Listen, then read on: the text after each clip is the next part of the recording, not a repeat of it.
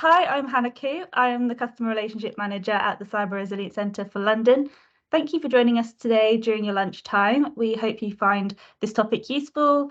You can also adopt much of this at home as well, so stay tuned. Just a quick introduction about us for those who do not know who we are. The Cyber Resilience Centre for London is owned by the Mayor's Office for Policing and Crime and part of a network of 9 other centres across England and Wales.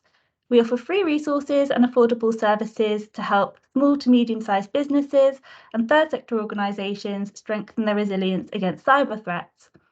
All we want to do is help London's business community because we know how devastating it can be if you face a cyber attack. And we also know you might not have the money to invest in bespoke security solutions, but as long as you have strong foundations of resilience in place, you are significantly more protected from threats. So with that in mind, do scan the QR code on screen to receive our newsletters, which brings you fun facts, alerts, and they will also keep you posted about the goings-on around the centre. And now I am pleased to introduce this month's Spotlight Cyber Essentials partner, Bramfitt. And we have Jonny, who will explain more about what privilege management is and why privilege management matters. And then afterwards, I'll provide you with a few tips that anyone can adopt to protect your administrator settings. So take it away, Jonny. Hello, everyone. Thanks for joining us. My name is Jonny. I work at Bramfitt Technology Labs as a penetration tester. I've been here for about 1.5 years now. So the things we'll be covering today, this introduction, and then we'll go through what privilege management is, why it matters, and then how that ties into Cyber Essentials and Cyber Essentials Plus. So Bramfitt as an organisation, we deal with application security, secure DevOps, infrastructure security, and cloud security, probably among numerous other things, actually, reviews, penetration testing, etc., etc.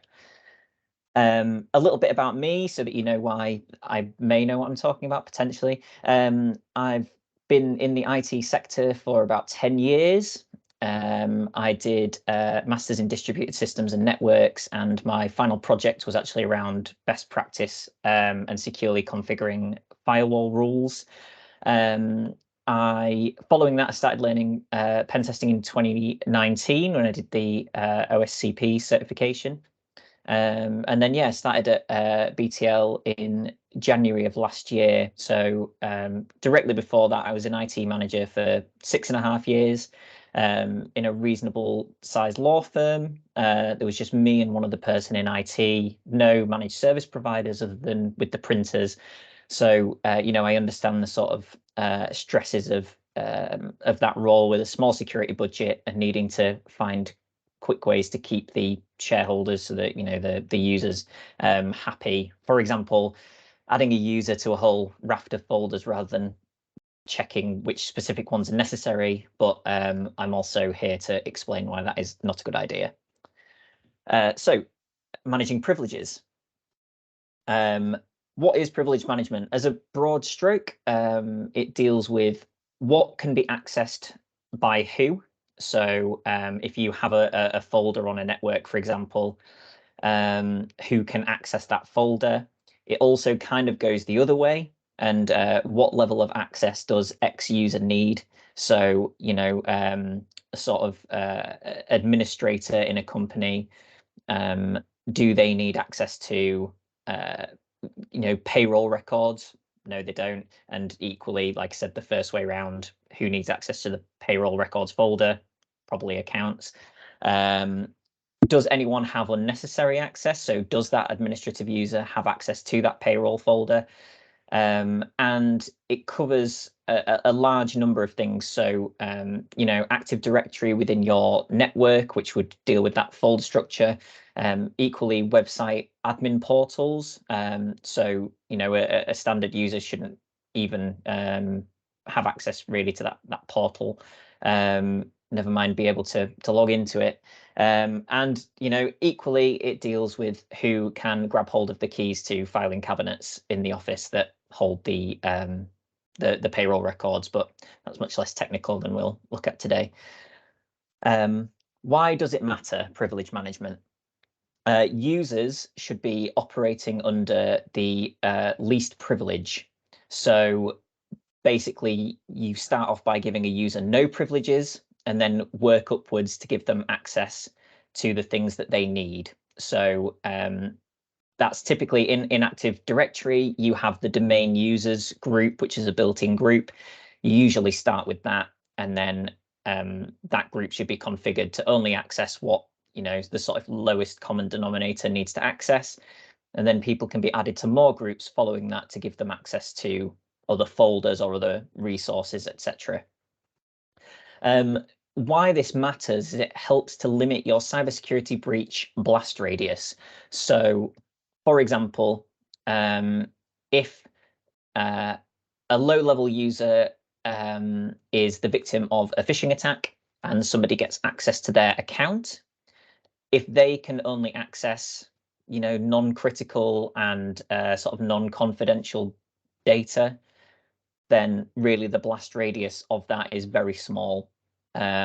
Whereas if you, for example, if you have granted your low-level users local admin privileges and they can install things on their devices and potentially access, again, talking about those payroll records, then that blast radius is much larger. Obviously, if somebody gains access to a higher level account, that's different, but then equally they should only have access to the things that they need to. And probably nobody in your network needs to have local admin rights on their devices as standard. They should have a second account to deal with that if people do need that. The third point is making sure that customers, if you have something like a customer portal, can only access their own data. So when we're carrying out a penetration test on something like a website, that's something that we check is, if I am user A, is there any way that I can access user B's data? That falls under the privilege management because they should be segregated completely by whatever token or login mechanism is in place there. And finally, yes, making sure that users can't access, for example, strategic business documents or other staff's payroll. Obviously the CEO and the management team may need to access these strategic business documents, but does the sort of office junior, which I used to be at a previous role, do they need to access the strategic business documents? It's incredibly unlikely that they do. So if they do have that access, it could definitely be removed. Looking at Cyber Essentials then, there are 5 tenets of Cyber Essentials. So firewalls, which covers secure firewall rule configuration, which was my master's project. Secure configuration of devices. So that includes things like disabling auto run, uninstalling necessary software that's pre-installed, etc. User access control, which is essentially privilege management, which we've just discussed. Malware protection, so antivirus software and or other solutions. So download whitelisting, to only allow people to download from specific sources. Sandboxing downloads, things like that are covered within there. And then patch management, so ensuring devices are properly updated and making sure that there is something in place there to ensure that is always done in a timely manner. So there are actually 2. There's Cyber Essentials and Cyber Essentials Plus. So they both use basically the same checklist, but Cyber Essentials can be self-assessed, so you can fill that out yourself as a company and send that in. Whereas the CE Plus includes a technical verification or audit and vulnerability scans by people who have that capability. Both of these, but obviously CE Plus more so because somebody else has assessed it, will give confidence to your customers that you are taking your company's security seriously and working towards a good security posture, which means that they will trust that you are taking care of their data. It's a big talking topic at the moment as to how your data is looked after when breaches happen. GDPR covers all this stuff, and these stand you in good stead, and allows you confidence also that you have these things in place, because if you're sort of a small to medium business with maybe not even a dedicated IT team or staff. It gives you something to work towards and work against to make sure that you are meeting those standards. And finally, there are some contracts that will require CE or CE plus because other companies recognize them as a benchmark for your company to be assessed against. So, Bramfitt can do Cyber Essentials Plus, and, hopefully this has gone some way to showing that we know what we're talking about. We do have, I've written a blog and an article for the Cyber Resilience for London as well, which are on the website, and I think will be posted to. They go into a bit more detail on a few points, give you free tools that you can use to check some of these settings yourself, maybe a bit easier than doing so manually. But yeah, I suppose the take home point is the least privileged point of making sure that when you are setting up any system, digital or physical, that people only have access to the things that they need to have access to, and you therefore lower the risk if there is a breach of some type of that person's account. Thank you very much for listening. I will pass you back to Hannah. Thank you, Jonny, for your fantastic presentation there. So as Jonny has just given you an overview on managing your user privileges, and one key privilege to protect is the administrator settings. So sitting high and mighty at the top, administrators have highest level access and can configure company-wide systems and make changes to security. So this level access is known as, the administrator settings, and they are the crown jewels for the criminals. And should criminals have this amount of control over your computer, they can cause significant damage to your business infrastructure. But there are some simple things you can do today that will reduce the chances of this happening.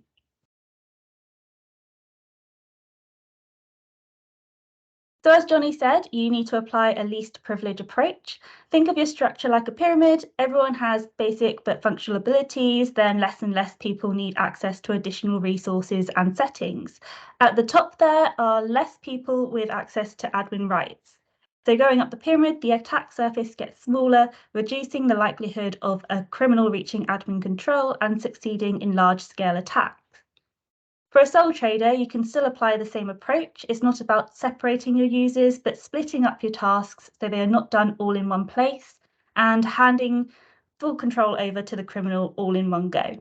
So the same sort of principle applies, but it's just applying that to the tasks that you actually do and separating them out and minimizing that attack surface again. Oh, hang on. There we go. So an easy win is to have separate user accounts, even at home. Have one account called admin that has full capability and access to settings and performs administrator tasks, but you never do any day-to-day activity off this account. It is too easy to fall victim to fraud, with 79% of businesses falling victim to phishing emails in the last year. And everyday tasks involve browsing the internet, reading emails, social media, streaming videos, shopping, downloading apps, and so much more, which makes you highly susceptible to fraud. So do all these everyday tasks where accidents can occur from another user account that has restrictions in place to prevent you from making significant changes to your device without permission from the admin. For example, you might have come across some situation when you want to download an app, but a pop-up box stops you and asks for the admin login. So without the admin details, you can't continue to download the app.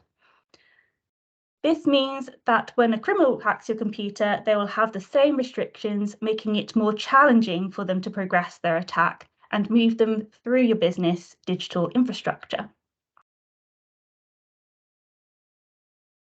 Then you want to adopt good cyber hygiene measures as admin. So that means not checking your emails or receiving emails. So this will eliminate phishing attempts, browsing the internet to avoid malware-infected websites or fake websites looking to steal your passwords, no social media to avoid malicious adverts that spread malware, no downloading or installing unnecessary apps to reduce the attack surface and entry points made available to criminals through unpatched software. And we mentioned in many other webinars that we have done of the importance of updating software and operating systems to fix the security flaws known to the criminals. And this is because criminals use security flaws or vulnerabilities to aid their attacks. But the more apps you have, the more software you have to look after and make sure they remain secure. So limit the apps you use on the admin account and stay in control of those entry points onto your systems. And finally, don't do any unnecessary activity that serves no purpose to your administrator role. With little activity, less can accidentally go wrong. Also, make sure anyone else with admin privileges are aware of their responsibilities and how they should conduct themselves in this role. Any administrative task carried out through the web browser must be whitelisted as a trusted source to avoid falling victim to fake copies of a website looking to steal admin credentials. You can also bookmark these websites and only ever visit the website through your bookmark list. Otherwise, if no access to the browser is needed, keep the admin account offline and disconnected from the internet to close that external door that leaves you susceptible to threats. And then finally, lock your admin account with a strong password. We all think we are creative, but when it comes down to it, there are lots of passwords to remember. So we use coping techniques such as reusing the same password for multiple accounts, or using a password associated with a hobby, a pet, significant time in our lives that is easy to research and is easy to find on social media. And we might use passwords like password 123 or QWERTY because we think they are so simple no one else will guess it. But actually they are more commonly used than you think, and a computer can guess these passwords instantly. So we are basically handing these passwords to the criminals and giving them the answers to our login information. So to make sure we are using strong passwords, length is key.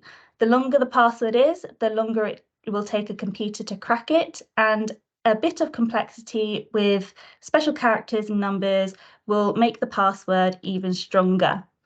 The technique of 3 random words will help with your password length. So put 3 unassociated words together and then add a couple of numbers and special characters somewhere, and you have your password.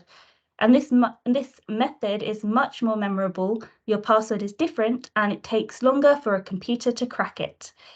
You must also make sure all your passwords are different for every account, especially if your admin account is using the same password. Reusing passwords means that if it is compromised, all your accounts are compromised because criminals will retry that password to see what else they can break into. This is where a password manager can help because they can create long, strong passwords and separate passwords for every online account without you having to remember anything at all. And, you only really have to remember your master password that can access the vault, but that's so many more less passwords to have to remember. And for peace of mind as well, also make sure 2-step verification is set and enabled on your settings, especially for your password vault. This is additional security should your password be compromised. When you log in, you will often be asked for a one-time passcode sent to your phone or generated by an authenticator app. Or you might be asked for a fingerprint or facial recognition, and a criminal does not have access to the one-time passcode or your personal features, so this will leave your account much better protected and locked from access. So they were just a few tips for you to take away and action that would significantly protect your overall digital space. There is much more to consider because criminals can find other ways to cause significant damage and gain that admin control. But these are some easy wins that anyone with very little technical capability can manage. And if you do need that extra support, we have step-by-step guides to help you with your settings. Thank you for joining us today. We hope you found the information useful. I know it's quite a crash course, but hopefully these are actually actionable tasks you can take away and do. And hopefully you'll adopt these settings and tips we have provided today. Also, thank you to Jonny from Bramfitt for his time today as well. If you want to know more about Bramfitt and Cyber Essentials, their website is on this slide.